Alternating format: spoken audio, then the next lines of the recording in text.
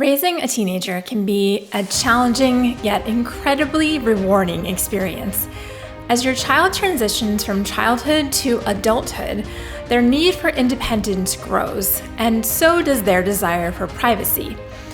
This tricky phase often leaves parents wondering how to maintain open lines of communication without also overstepping boundaries.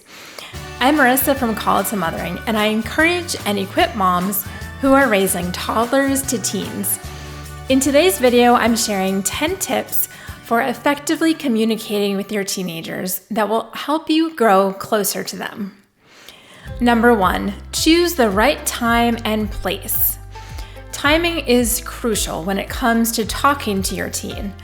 Avoid initiating serious conversations during high-stress times, like late at night or during busy moments, or when you see that they're concentrating hard on something, like a task or schoolwork. Opt for relaxed settings where your teen feels comfortable, such as during a car ride, a casual walk, or while doing a shared activity. These situations can make it easier for him or her to open up without feeling pressured. It's important to remember that relationships don't always grow on a schedule either. Your teenager may just come home from an activity and be eager to tell you all about her day.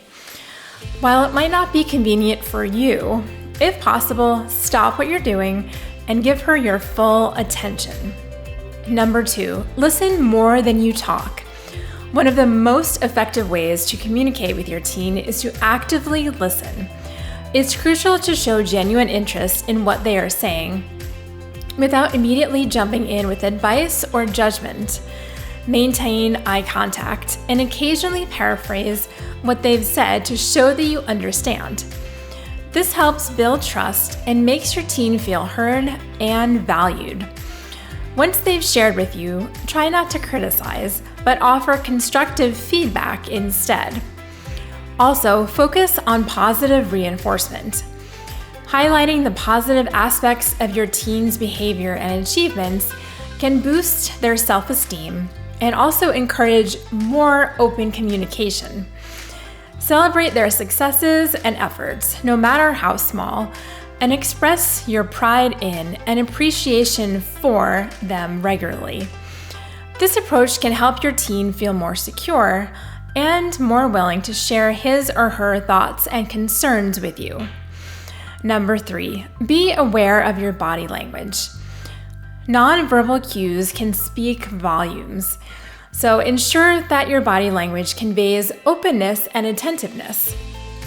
Avoid crossing your arms, rolling your eyes, or sighing, as these actions can make your teen feel defensive or dismissed. Just think about the way that they communicate with you. Think of the things that you don't want them to do to you, and then try to avoid those things, doing those things in their presence when they're talking to you. Instead, you want to face them directly, maintain a relaxed posture, and also use gestures that indicate that you are engaged in the conversation. Number 4, respect their privacy and their opinions. As teens grow, they naturally seek more privacy.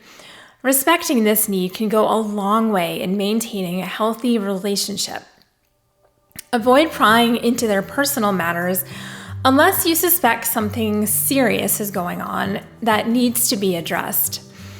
As much as possible, though, encourage them to share on their terms. This respect will help them feel more comfortable approaching you when they are ready to talk. And patience is key when communicating with teens. They may not always open up immediately, and that's okay. Give them the time and the space that they need to gather their thoughts, rather than invading their space. Rushing or pressuring them can lead to resistance, and it can also shut down lines of communication. It's also important to respect your teens' opinions, even if you don't always agree with them. Engage in discussions where you can both share your viewpoints without dismissing each other. This teaches them that it's okay to have different perspectives and that respectful dialogue is possible. Number 5, validate their feelings. Teenagers often experience intense emotions, and it's crucial to validate their feelings rather than dismiss them. Phrases like, "I understand why you feel that way," or "that sounds really tough," show empathy and support. Acknowledging their emotions helps them feel understood and less alone in their struggles. Number 6, use open-ended questions. Encourage your teen to share more by asking open-ended questions that require more than a yes or no answer. Questions like, "What was the best part of your day?" or "How do you feel about that?" invite them to express themselves more fully and provide deeper insights into their thoughts and feelings. Number 7, be transparent.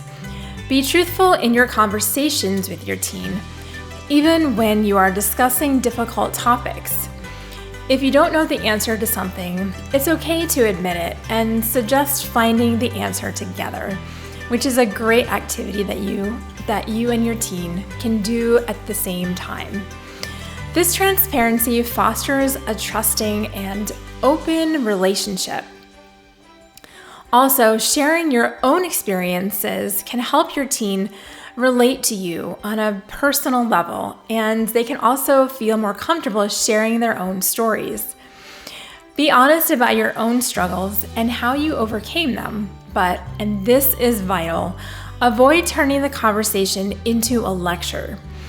The goal is to create a sense of connection and mutual understanding. Number 8, create rituals and traditions. Having regular family rituals or traditions, such as a weekly movie night or a special Saturday morning breakfast, provides consistent opportunities for connection and also conversation. These moments can become safe spaces for your teen to share what's on his or her mind. Number 9, encourage problem solving and decision making.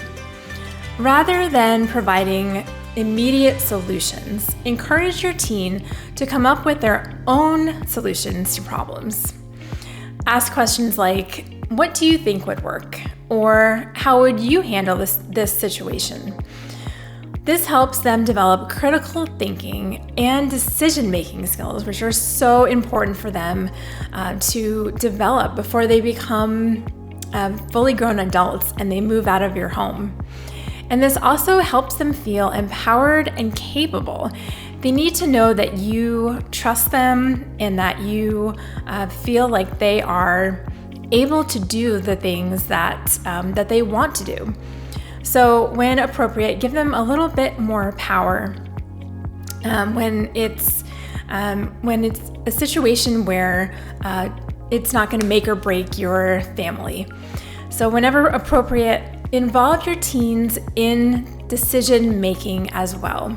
Including them in family decisions shows that you value their input and you trust their judgment. Whether it's planning a family vacation or deciding on house rules, involving them helps them feel both respected and engaged. And lastly, use humor.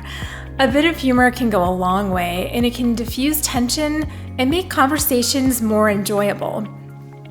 Sharing a laugh with your teen can strengthen your bond with him or her and create a more relaxed atmosphere, making it easier for your teen to open up. So, these are my top 10 tips for communicating with your teenagers. Thank you so much for watching, and remember, you are not just a mom.